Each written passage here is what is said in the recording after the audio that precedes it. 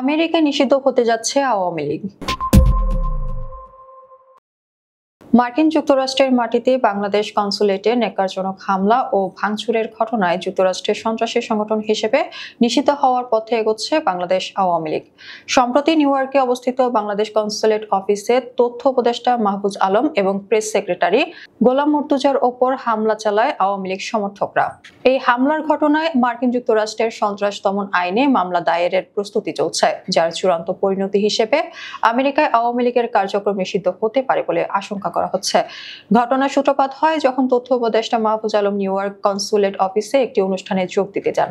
সেখানে প্রবেশের সময় আগে থেকে ওত পেতে থাকা আওয়ামী লীগের নেতা কর্মীরা তার উপর অতর্কিতে হামলা চালায়। হামলাকারীরা তাকে শারীরিকভাবে লাঞ্ছিত করার চেষ্টা করে, ডিম নিক্ষেপ করে এবং অকথ্য ভাষায় গালিগালাজ করতে থাকে। শুধু তাই নয়, তারা কনসুলেট অফিসের কাচও ভেঙে ফেলে। একটি দেশের কূটনৈতিক মিশনে এই ধরনের হামলা আন্তর্জাতিক আইনের সুস্পষ্ট লঙ্ঘন এবং এটিকে সেই দেশের ওপর আক্রমণের শামিল হিসেবে দেখা হয়। রাজনৈতিক বিশ্লেষক এবং যুক্তরাজ্য প্রবাসী এক সাংবাদিক এই ঘটনাকে তীব্র ভাষায় নিন্দা জানিয়ে বলেন, বিদেশে রাজনৈতিক প্রতিবাদের একটি সুনির্দিষ্ট নিয়ম থাকলেও আওয়ামী লীগ সমর্থকরা সেই সমস্ত নিয়ম ভঙ্গ করে সন্ত্রাসী কর্মকাণ্ড চালিয়েছে। তিনি বিএনপির উদাহরণ টেনে বলেন, যুক্তরাজ্যে 15 থেকে 20 বছর ধরে বিএনপি ও সরকারের বিরুদ্ধে অনেক আন্দোলন করেছে। প্রধানমন্ত্রী থাকাকালে শেখ হাসিনা যখন আসতেন, তখন বিএনপি নিয়ম মেনে পুলিশের অনুমতি নিয়ে হোটেলের সামনে নির্দিষ্ট জায়গায় প্রতিবাদ করত। তারা স্লোগান দিত, কিন্তু কখনো কোনো মন্ত্রী বা সরকারি কর্মকর্তার ওপর এমন ন্যাক্কারজনক হামলা বা দূতাবাসের সম্পদ নষ্ট করেনি। এই হামলার পর মেক্সিকোতে নিযুক্ত বাংলাদেশের রাষ্ট্রদূত এবং সাবেক white house correspondent Mushfiqul Fazal Ansari তার ফেসবুক পোস্টে জানিয়েছেন, নিউ ইয়র্কে বাংলাদেশ কনসুলেটে হামলা ও ভাঙচুরের ঘটনায় জড়িতদের বিরুদ্ধে অবিলম্বে আইনানুগ ব্যবস্থা গ্রহণ করা জরুরি।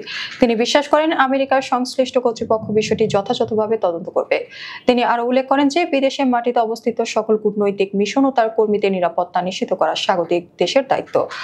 ওয়াশিংটনস্থ বাংলাদেশ দূতাবাস এই সন্ত্রাসী হামলার বিরুদ্ধে আমেরিকার সন্ত্রাস দমন আইনের অধীনে মামলা করার পরিকল্পনা করছে।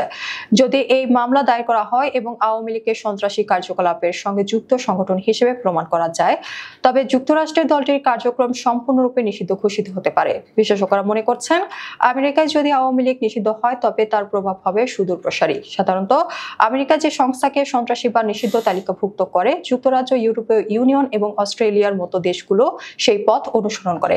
সেক্ষেত্রে আওয়ামী লীগ আন্তর্জাতিকভাবে একঘরে হয়ে পড়ার ঝুঁকিতে রয়েছে।